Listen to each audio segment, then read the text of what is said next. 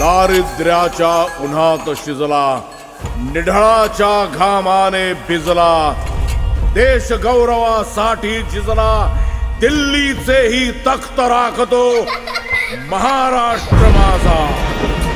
महाराष्ट्रातले शेतकरी रोज आत्महत्या करतायत.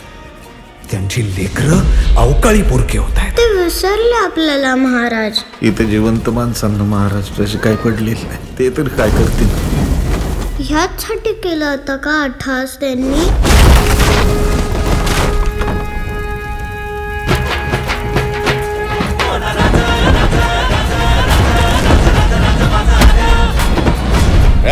कोण आहेस तू? शिवाजी, शिवाजी, शहाजी, शहाजी, भोसले. स्वतःला काय छत्रपती समजतो? नुसतं समजत नाही आहेच. वा वा वा. साठी हात जोडतो, नव मुघलांचे तात तोडतो. कोणी एकेकाळी बळीराजा म्हणायचे आम्हाला. भिकाऱ्यापेक्षा वाईट अवस्था आहे आमची. काय थेरड्या पायतानाच्या चमड्यासाठी आहे ना, लय जनावर मारत्या. जनावराच्या ऐवजी शेतकऱ्याचा कातडा वापरला ना, अहो लय धंदा.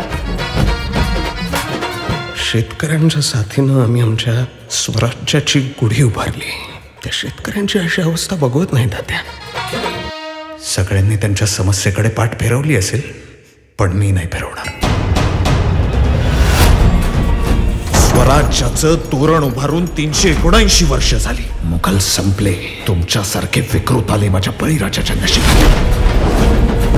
4 पायांचा महादेवाचा खरा नंदी साधा बैल होऊन त्या शेतकऱ्याबरोबर एकर दर एकर राबतो, तेव्हा त्या बैलाचे सुद्धा डोळे पाजरतात जेव्हा आपल्या मालकाचा निष्प्राण देह झाडावरून काढून खाळ्यात ठेवतात. लई लोकांच्या छातावर पाय देऊन या खुर्चीवर बसलोय मी. किती आरटीआय केले आमच्या विरोधात, घंटा फरक पडत नाही. मधमाशाच्या पोळ्यावर दगड मारला ना, मधच नाही मिळत, माशा रस्त्यात. 17व्या शतकात त्या मुजोर मुघलांनी गरिबांना, हिंदूंना लुटून अमाप धन सुरतेत जमा केलं. त्याच मुघलांचं कंबरड ठेचून मराठ्यांनी ते हिसकावून आणलं. सामान्य माणूस आता जागा झालाय. आणि जोपर्यंत तुमच्या सगळ्यांची होळी करत नाही ना, तोपर्यंत तो थांबणार नाही.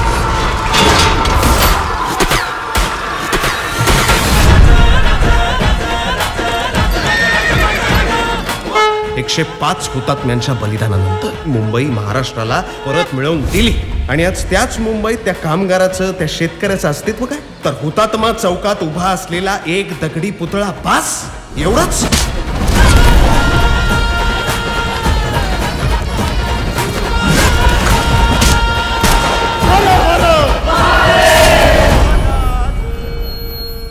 मला ना माझ्या देशातल्या शेतकऱ्यांना ना फक्त एकच गोष्ट सांगायची आहे. 5 वर्षांना तुम्ही आपल्या घरच्यांसाठीच अन्न पिकवा. मग कळेल सगळ्यांना की शेतकरी किती महत्वाचे असतात. श्वास माझा, ध्यास माझा, नसा नसात महाराष्ट्र माझा.